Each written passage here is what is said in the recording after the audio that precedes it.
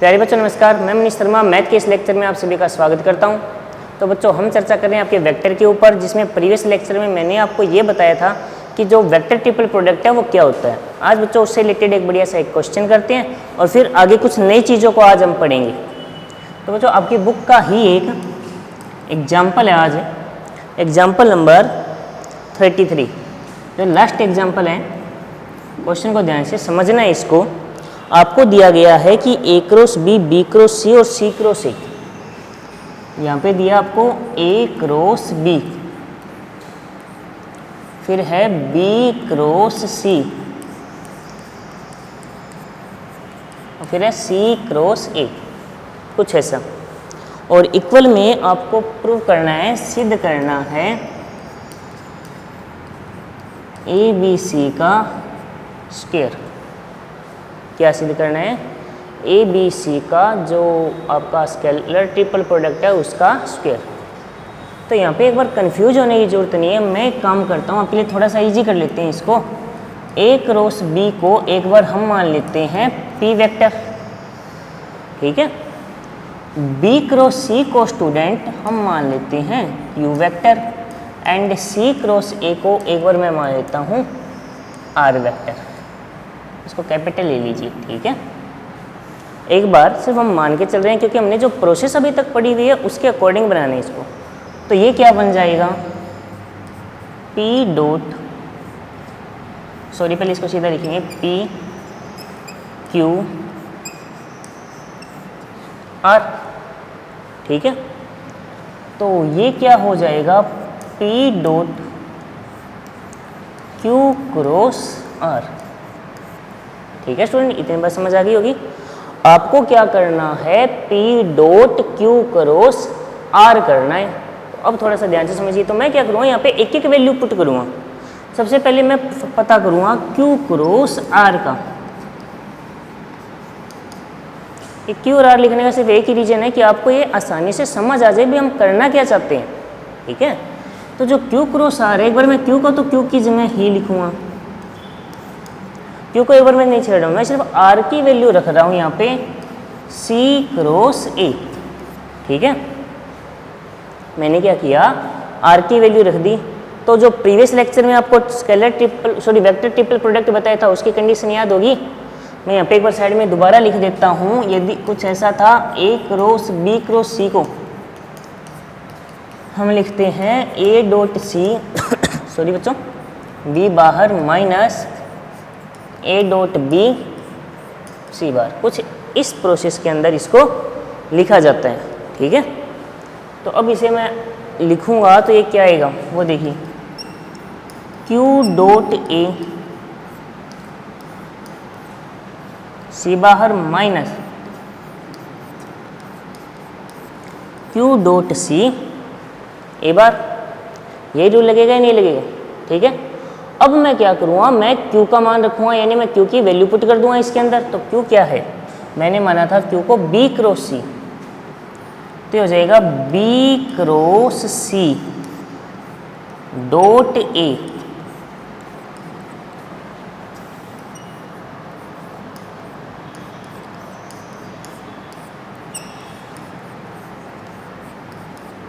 सही है। वैल्यू रख दी। डॉट प्रोडक्ट बच्चों क्रम विनिमय अर्थात कम्यूटेटिव होता है, तो इसको मैं क्या लिख सकता हूँ? A dot B cross C और इसके बाद आ जाएगा C vector minus C dot B cross C A vector. तो ये रिजल्ट बनेगा ए बी सी बाहर सी वेक्टर माइनस ये बनेगा सी बी एंड सी और बाहर ए वेक्टर। अब स्टूडेंट यदि आपको याद हो तो मैंने स्केलर ट्रिपल प्रोडक्ट के अंदर एक आपको खासियत बताई थी, एक विशेष बात बताई थी। इसे देखो, दो वेक्टर इसमें एक जैसे हैं या नहीं है? इसके अंदर दो वेक्टर एक जैसे दिखाई दे रहे हैं या नहीं दे रहे? और जब स्केलर ट्रिपल प्रोडक्ट में दो वेक्टर एक जैसे दिखो तो आप जानते हो कि जब हम डिटर्मिनेंट अर्थात सारणिक बनाएंगे उसकी दो रो फर्स्ट और थर्ड एक जैसी बनेगी तो उसका एक्सपेंशन क्या हो जाएगा? 0। यानी इसका जो दो वेक्टर, इसमें कोई भी दो वेक्टर एक जैसे हो जाएं तो इसका डायरेक्ट ट्रांसफर हो जाता है 0। तो इससे रिजल्ट कितना आ जाएगा?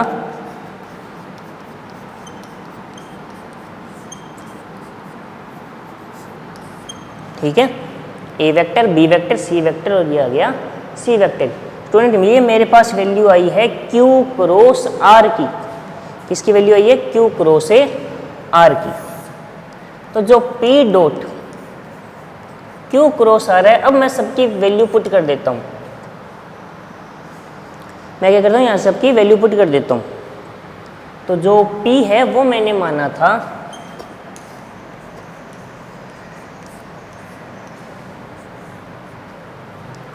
और Q क्रॉस R क्या है? Q क्रॉस R क्या है? वो ये रहा।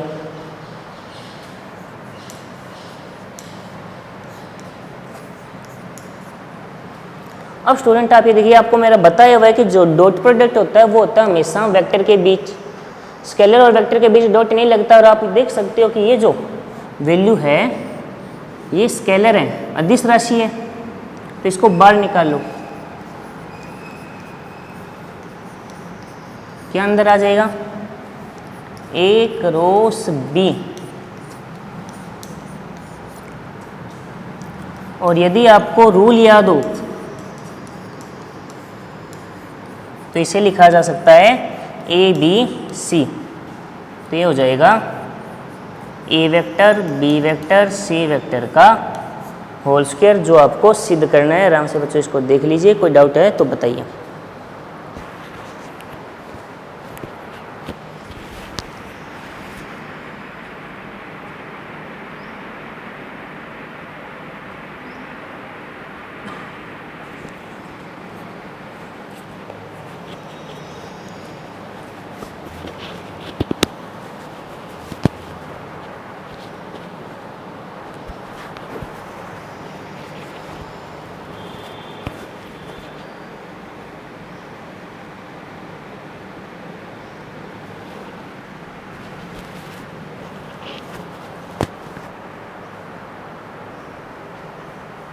देखिए बच्चों, बताइए पूरी प्रोसेस समझ आई या नहीं आई?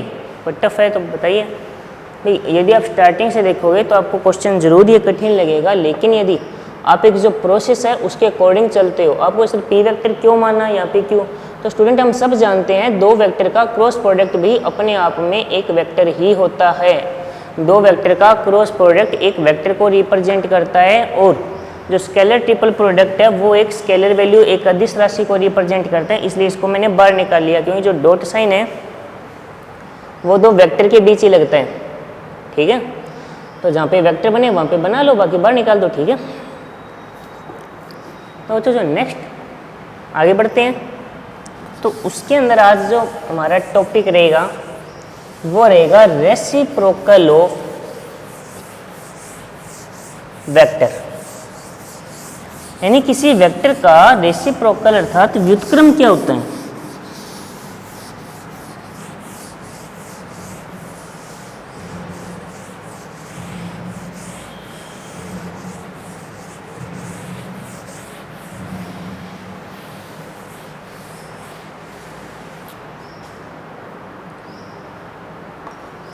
तो स्टूडेंट जो हमारा नेक्स्ट टॉपिक रहेगा वो क्या रहेगा? Reciprocal of vector.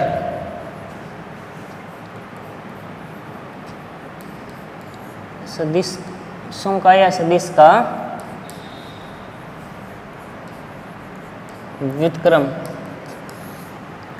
तो बच्चों आपने व्युत्क्रम वर्ड सुना है क्या कहीं? यदि आपको याद आता है तो व्युत्क्रम वर्ड यानी रेसिप्रोकल वर्ड आपका सुना हुआ है। जैसे 2 है यानी 2 का जो रेसिप्रोकल होगा वो क्या होगा? 1/2। अब यदि 2 गुणा में 1/2 लिखूंगा तो वो कितना आएगा? 1। यानी 2 × 1/2 जब मैं लिखूंगा तो मेरे पास रिजल्ट कितना आया? 1। तो यहाँ पे एक बात तो क्लियर हो गई कि यदि दो वेक्टर का डॉट प्रोडक्ट, यहाँ पे बच्चों क्रॉस के अंदर नहीं आएंगे हम, क्योंकि हम 1 स्केलर वैल्यू चाहिए अपने को क्या चाहिए?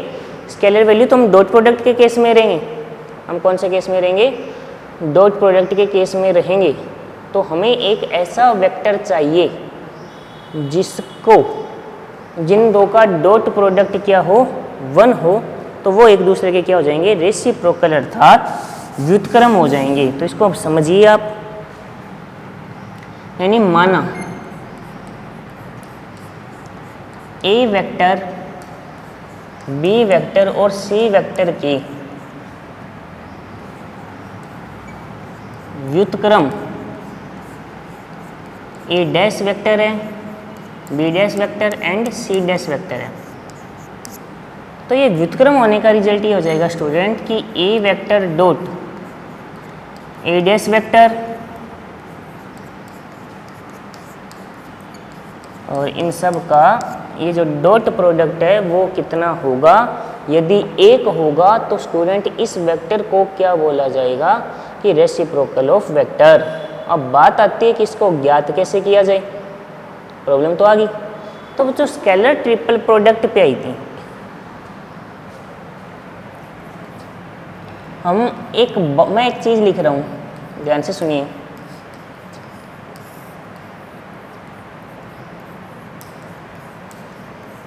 ये हमेशा कितना होगा, एक होगा या नहीं होगा, क्योंकि आप जानते हो जो स्केलर ट्रिपल प्रोडक्ट होता है बच्चों, वो होता है एक स्केलर वैल्यू यानी एक अदिश राशि होता है, यानी कोई संख्यात्मक मान होगा, चाहे वो प्लस या माइनस को, और दोनों को मैं एक दूसरे से यदि डिवाइड करता हूँ, यदि दोनों को मैं एक दूसरे से डिवाइड करता हूँ तो इक्वल कितना आ जाएगा 1। अब ऊपर वाले को मैं क्या लिख सकता हूँ,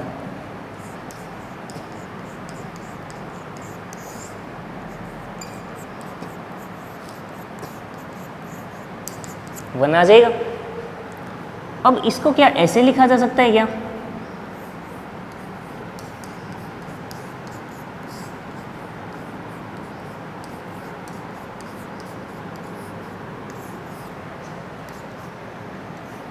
कुछ ऐसे।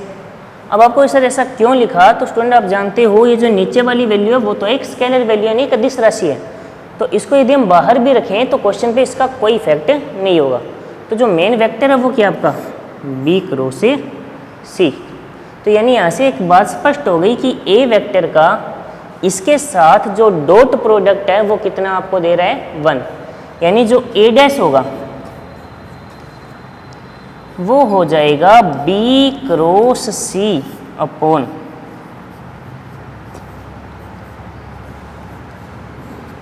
कुछ ऐसा। आराम से देखिए इसको, कोई डाउट है? यानी जो ए वेक्टर का जो रेसिप्रोकल होगा अर्थात जो व्युत्क्रम होगा वो क्या होगा B cross C divide by scalar triple product of A B C. Same यही प्रोसेस यदि मैं बी डैश के लिए लगाऊं तो बी सी ए नीचे हमें बनाना होगा, तो ऊपर आएगा सी क्रॉस ए, कुछ ऐसा। तो यहां से स्टूडेंट जो रिजल्ट निकलेगा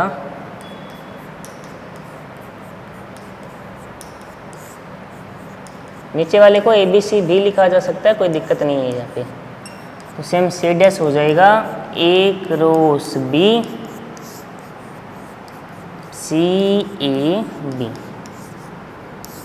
तो जिन पे मैंने बॉक्स किया है वो आपके ए बी और सी वेक्टर के रेसिप्रोकल अर्थात उनके व्युत्क्रम है। एक बार मैं हट जाता हूँ, इसका स्क्रीनशॉट ले लीजिए, काम की चीज़ है।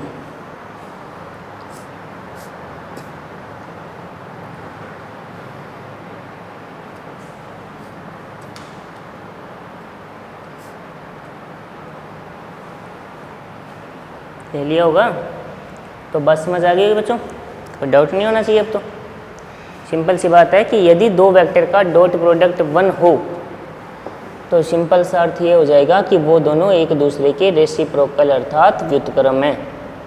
ठीक है, तो अब जब भी हमारे ऐसा क्वेश्चन आ जाए कि बता कीजिए कि जो दो वेक्टर दे दिए जाएं आपको और ये पूछ लिया जाए कि भी वो उस एक दूसरे के रेसिप्रोकल है या नहीं, तो आप उनका डॉट प्रोडक्ट पता करो। यदि डॉट प्रोडक्ट बनाता है तो वो रेसिप्रोकल है, अदरवाइज ये नहीं है। परंतु यदि आपको फाइंड आउट करना दे दिया जाए तो फिर ये ऐसा कुछ रूल लगाइए। ठीक है, बात समझ आ गई होगी। कोई डाउट हो तो आप पूछ सकते हो, बाकी बच्चों मेरी सबसे कोई डाउट नहीं रहना चाहिए। अब इसके बारे में कुछ रूल हैं जो हमें समझने हैं, तो इसको साफ़ कर दूँ, सिर्फ इतना ही पार्ट साफ़ कर रहा हूँ, ज़्यादा नहीं। देखिए तो यहाँ पे ए डैश डॉट बी क्या होगा कि यदि ए डैश का बी के साथ मैं डॉट प्रोडक्ट कर दूं, ए डैश का मैं बी के साथ डॉट प्रोडक्ट करूं तो ये क्या आएगा,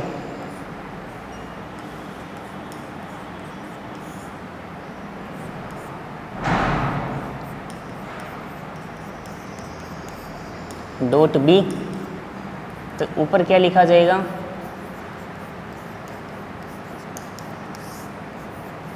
ए बी सी, तो ऊपर वाला जीरो हो जाएगा तो इस वजह से कंप्लीट क्या हो जाएगा, जीरो। तो यहाँ से रिजल्ट बन जाएगा कि A dash dot B vector equal A dash dot C vector equal to zero. Same यही प्रोसेस, ये B dash dot A vector equal to B dash dot C vector equal to zero, और यही process C dash dot A vector equal C dash dot B vector equal to zero. तो बच्चों ये 3 rule बन गए। कोई doubt है? कोई डाउट है तो आप देख सकते हो। बस याद रखना कि यदि किसी के रेसिप्रोकल का बी और सी में आप डॉट प्रोडक्ट करते हो तो वो सदैव आपको क्या रिजल्ट देगा, जीरो। क्लियर, समझ आ गई होगी बात, कोई दिक्कत तो नहीं है। तो बच्चों आज के लेक्चर के लिए सिर्फ इतना ही काम रहेगा आपका काम सिर्फ इतना ही है कि जितना आपको बेसिक अभी तक कंप्लीट करवा दिया गया है वो सारा आप याद करोगे, क्योंकि बच्चों जो 13.5 यानी जो 13.5 आपकी एक्सरसाइज अब जो बच जाती है, क्योंकि एग्जाम्पल सारी कंप्लीट हो चुके हैं, उसको करने के लिए आपको पीछे वाले सारे बेसिक की जरूरत पड़ेगी। जैसे पीछे वाले बेसिक में हमने क्या क्या पढ़ा है भाई, वेक्टर क्या होता है, मैग्नीट्यूड, किसी की डायरेक्शन में वेक्टर पता करना या उनको डिवाइड करना इंटरनली या एक्सटर्नली, या कोलिनियरिटी, या वेक्टर के बेस्ड ऊपर ट्रायंगल बताना क्या होगा, या फिर जो हमने डॉट प्रोडक्ट पढ़ा, क्रॉस प्रोडक्ट पढ़ा, स्केलर ट्रिपल प्रोडक्ट पढ़ा, वेक्टर ट्रिपल प्रोडक्ट पढ़ा, और लास्ट में रेसिप्रोकल। इन सब बातों का जो कंबाइंड काम है वो आपका 13.5 रहेगा, ठीक है। और वो बच्चों तब समझ आएगी जब आपको एक एक काम, एक एक वर्ड याद हो, क्योंकि उसके क्वेश्चन मिक्स चलेंगे। तो जो आपका होमवर्क है इस लेक्चर का सिर्फ इतना ही कि आपको अभी तक जितना करवाया गया वो सारा आप तैयार करोगे, क्योंकि जब हम नेक्स्ट लेक्चर करेंगे तब आपको ये सारी बातें बहुत आसानी से समझ आ जाएगी। और कोशिश यही रहेगी कि नेक्स्ट लेक्चर में आपको ये चैप्टर कंप्लीट करवा दिया जाए, ठीक है। तब तक के लिए बच्चों टेक केयर, धन्यवाद।